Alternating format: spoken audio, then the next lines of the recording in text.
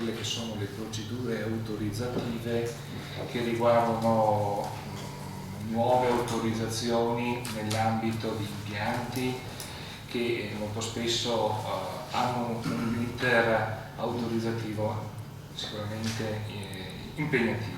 Ho introdotto proprio la semplificazione di certi strumenti autorizzativi. Proprio per questo che insieme appunto le nostre strutture del settore ambiente, in particolare con il dottor Masia e il dottor Benassi, si è instaurato un tavolo di confronto proprio con le associazioni imprenditoriali per individuare quella che era una modifica normativa e soprattutto autorizzativa che garantisse quella che è l'effettivo obiettivo di semplificazione generale. E il risultato lo otteniamo proprio nelle nuove procedure della nuova autorizzazione unica, detta AUA, questa che è la definizione.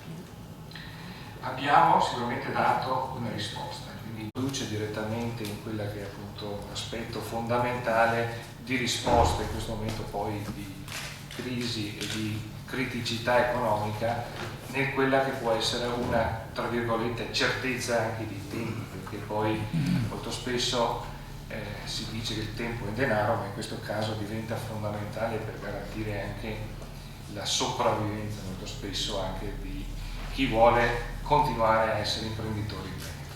Del buon operare in questo caso della regione e suo in particolare e mi spiego. In questo caso con l'autorizzazione unica ambientale ha fatto più o meno la stessa cosa, delegando poi a livello locale, quindi regionale, provinciale o addirittura comunale, il doversi inventare metodi. Cosa ha fatto la regione? Ha visto le criticità all'interno di quel provvedimento nazionale e ha cercato di smussare tutti quegli angoli perché poi le amministrazioni, in questo caso provinciali o le singole autorità coinvolte nell'autorizzazione, possano avere tutti i riferimenti logici e puntuali per poter innescare l'iter in maniera corretta per concedere l'autorizzazione unica ambientale alle imprese. Ne assorbe 7 che erano già in pista con la legislazione attuale. Comunque una premessa, 2 parole magiche della semplificazione che risuonarono dalla metà degli anni 90 fino ad oggi. La prima è il SUAP, lo sportello unico per le attività produttive. Doveva essere lo strumento, un altro unico che sarebbe l'autorizzazione unica ambientale. In realtà queste sono parole magiche che non sempre hanno consentito una reale semplificazione. Invece oggi, e quindi sono molto onorato di essere qui e quindi do la testimonianza all'assessore e ai suoi uffici, si è intervenuti per togliere almeno una buona parte di ragnatele che si erano anche all'interno degli strumenti della semplificazione chiaramente annidate. Elemento altamente meritorio che la Regione, consapevole di questa situazione, abbia voluto provvedere con un provvedimento ad hoc.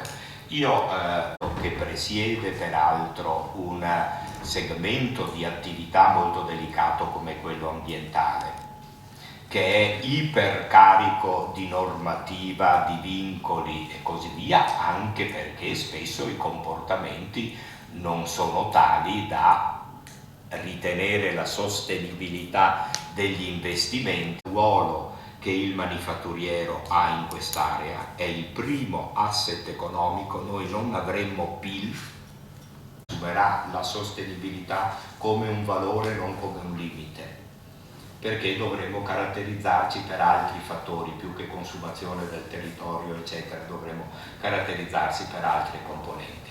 E di dialogo fra le rappresentanze degli interessi dell'impresa e la Regione nel rispetto assoluto delle